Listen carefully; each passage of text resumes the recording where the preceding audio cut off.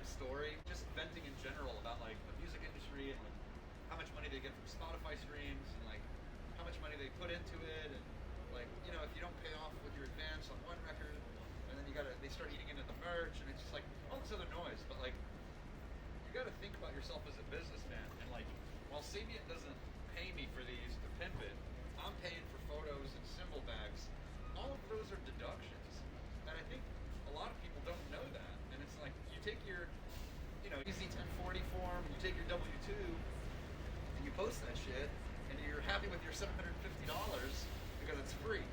But if you just spend a little bit more money and get that other package where you itemize your shit, you write everything off. And that is where the reinvestment comes in. Don't forget to deduct your shit. All the equipment, your strings, everything. Right? You get what I'm saying, bro? Yeah. What are you gonna do? April 15th? Itemize your shit.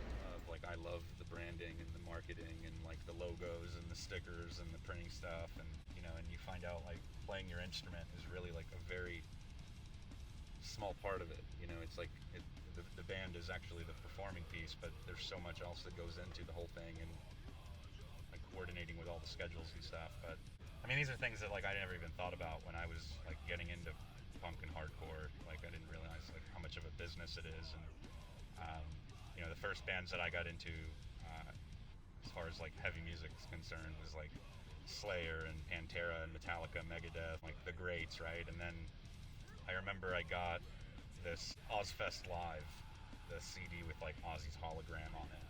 It had Slayer on there and Fear Factory and Old Power Man, which was like this like trippy version of like the new metal band that they eventually turned into. But also on that CD was Earth Crisis playing Broken Foundation and Biohazard playing These Eyes.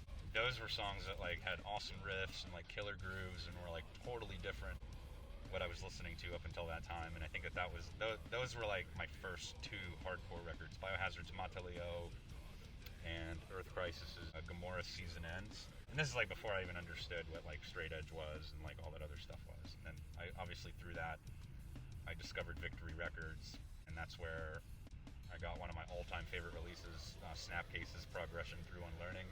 You guys know that record? Yeah. You don't know that record? Oh my god.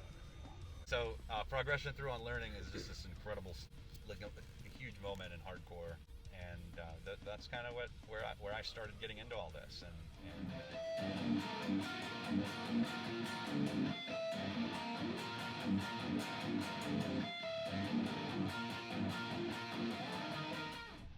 right now is like a very challenging time for just like music in general. I mean, I think last year, you know, there was a lot of albums that were waiting to come out. There was a lot of tours that were being lined up with those albums and those releases. And then most acts were like, do we put it out? Like, do we not put it out? Like, how are we going to promote it? I mean, you hear some pretty big names out there kind of talking about how much work they've put into it, and then without being able to support it with the show. I write for this, for my blog, The Recently Added, and I think I covered the 200 releases last year, and some like really, really incredible stuff. Newport Orange came out, Acacia Strain, like Chamber and Serration really dropped these like awesome records, and it's cool to kind of keep it going. But now that we're in 21, we'll see what people were working on, right? Like, we'll kind of see what people were sitting around doing, and see how they're going to bring the stuff out. And I think that that's going to be really the biggest test, because I mean, we're already halfway through the month, and you know, you still don't really see anything substantial really happening. I mean, like those big Euro tours and like big Euro festivals like Hellfest and Download like haven't really announced anything, but like they're still looking like they're going to happen. But then you take a look at like the embassy website, you can't really even get into France on a time. Like, how do you plan for this stuff? If you do plan for it, you know, it can change in a moment.